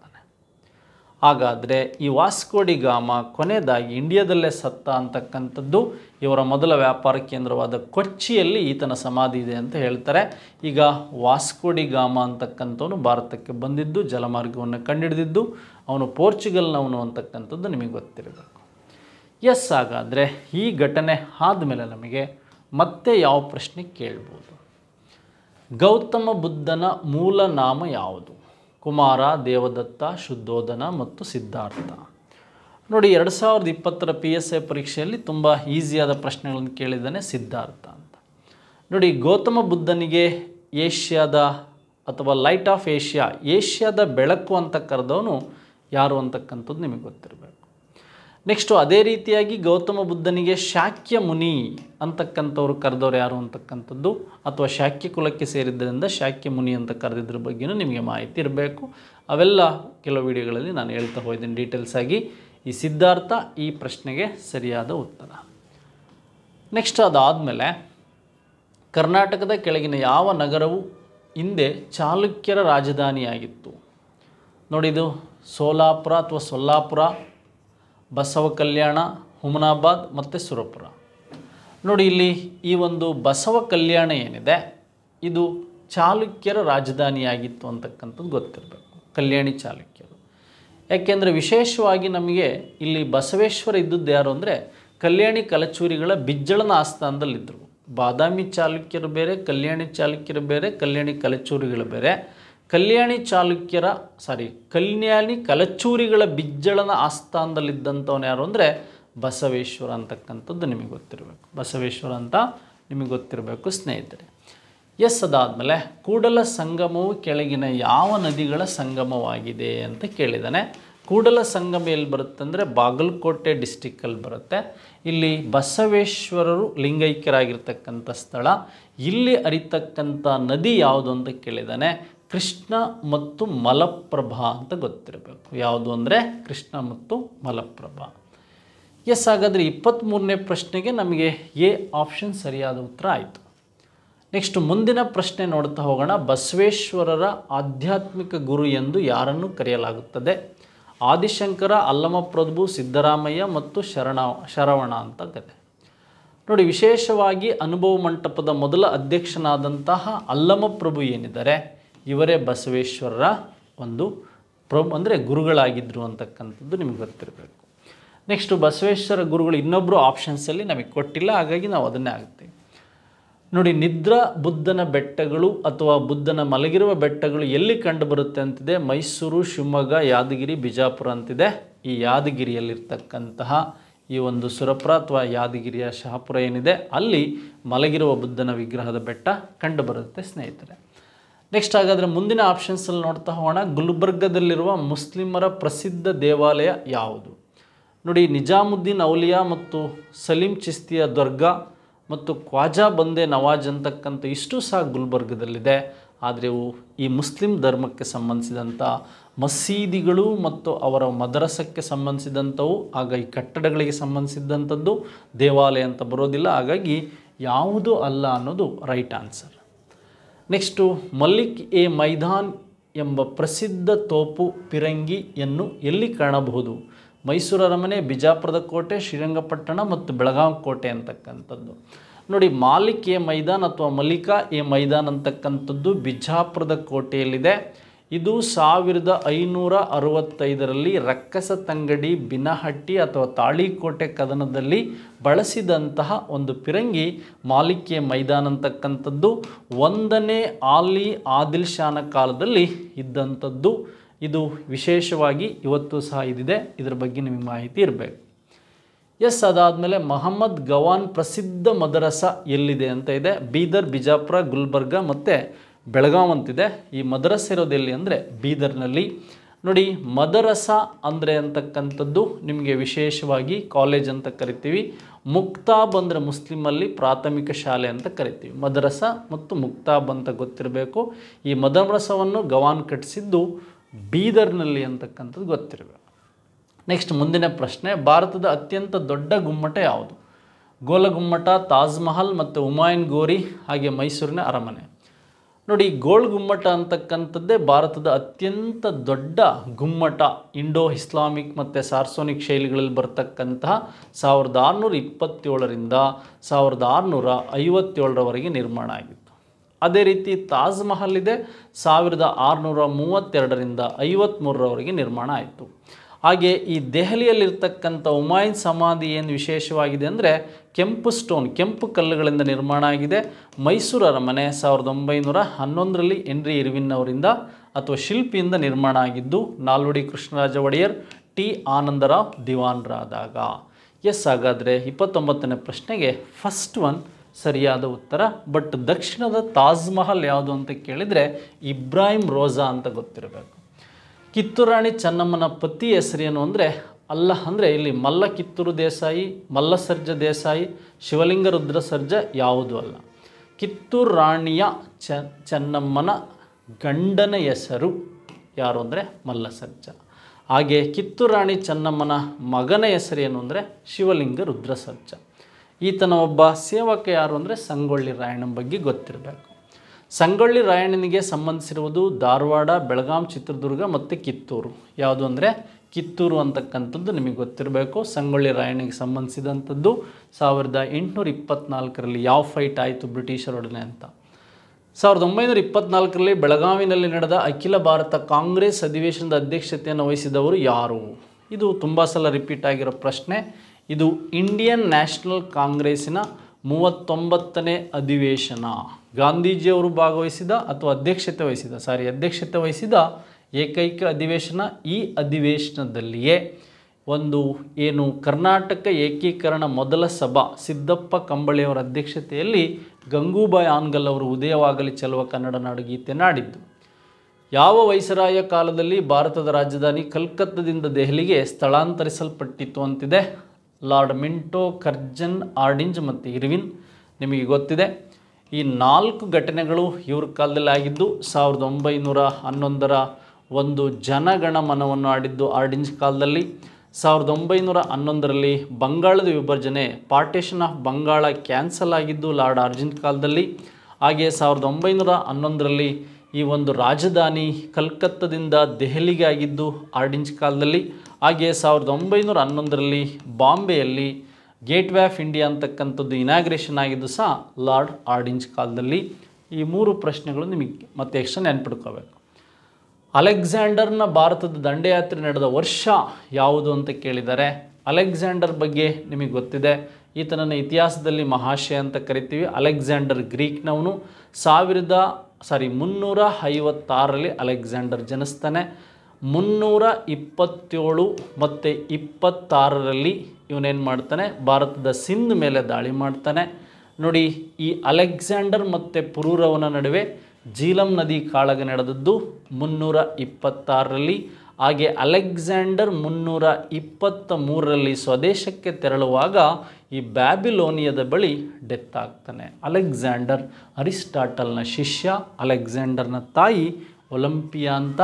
ಅಲೆಕ್ಸಾಂಡ್ರಿಯಾ ಅಂತಕ್ಕಂಥ ನಗರವನ್ನು ಈತ ಈಜಿಪ್ಟಲ್ಲಿ ನಿರ್ಮಾಣ ಮಾಡಿದ್ದ.